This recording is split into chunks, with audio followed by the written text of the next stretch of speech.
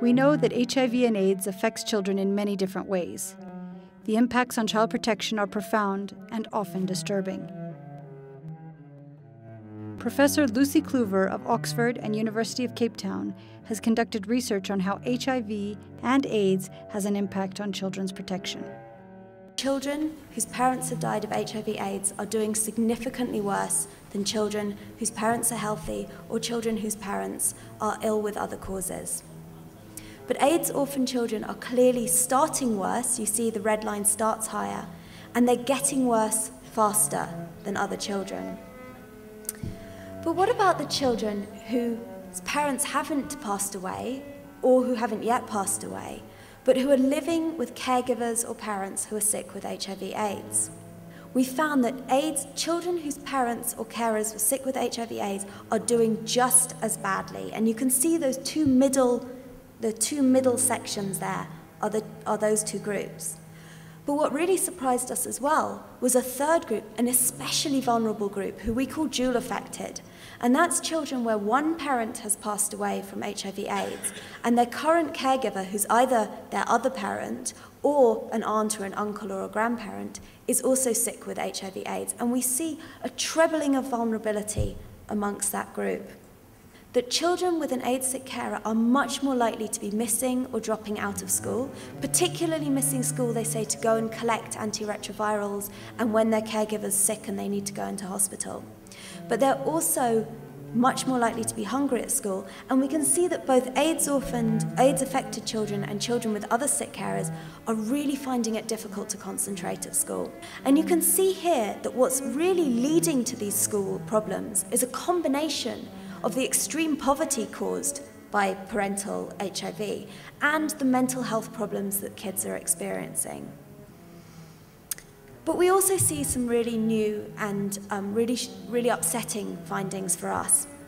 And that's regarding abuse and child maltreatment. And we can see here that in a healthy family, we look at, for example, physical abuse. We can see we're looking at around 5%, and that's what we'd expect to see in a population. And that's trebling when we get up to look at dual-affected children. We also see that weekly emotional abuse is trebling up to 23%. But what we've also found is a doubling of sexual abuse. We found a doubling of intentional neglect and almost a trebling of domestic violence. What's particularly worrying for HIV transmission is when we look at sexual abuse. We haven't at this point asked who the perpetrator is. In our following studies we will. If the perpetrator is HIV positive, we've got a clear and very worrying route for transmission. What's causing this is something we're trying to look at and understand.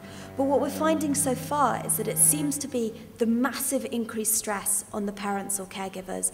We're seeing that abuse rises when caregivers are stigmatized, when they're exceptionally poor.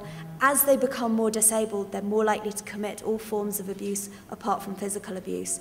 And it seems that it's just a model of extreme stress, and that parenting, just like any other kind of relationship, is much more difficult when you're under a number of complex and interplaying stresses.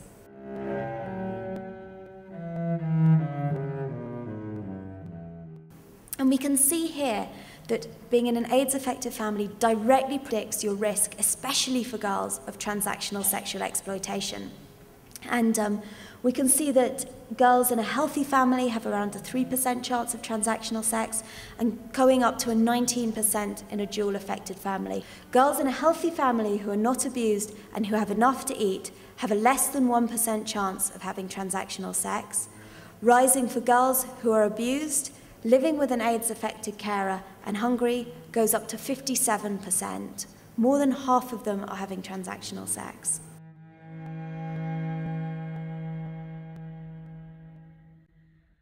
Kids who are living with an AIDS-sick carer are much more likely to have a number of sicknesses. They're also more likely to have multiple concurrent sicknesses.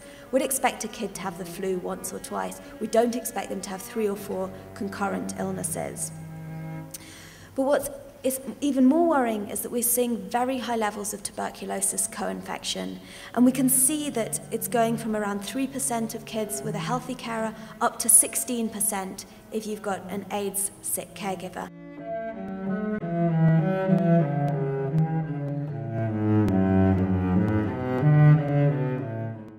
religious leader support and teacher support were massively influential in improving children's outcomes, but we also see that improving sibling support and especially improving parental praise seems to really improve outcomes for abused children who are AIDS affected. But this absolutely equally applies to sexual health outcomes, educational outcomes, and interestingly, criminal outcomes, carrying of guns and knives, gang membership, and criminal activity. That reducing abuse has a direct reduction on these. When caregivers went on antiretrovirals, their uninfected children's nutrition and educational attendance trebled. We've also seen really interesting work, Linda Richter's work and very good work on cash transfers, showing that where cash transfers are provided to the family, that children's outcomes improve. There's been some very interesting work on disclosure, showing that disclosure of HIV status, when done in the right way and at the right time for children, has very positive impacts on their adjustment to their parents' illness and sometimes to death.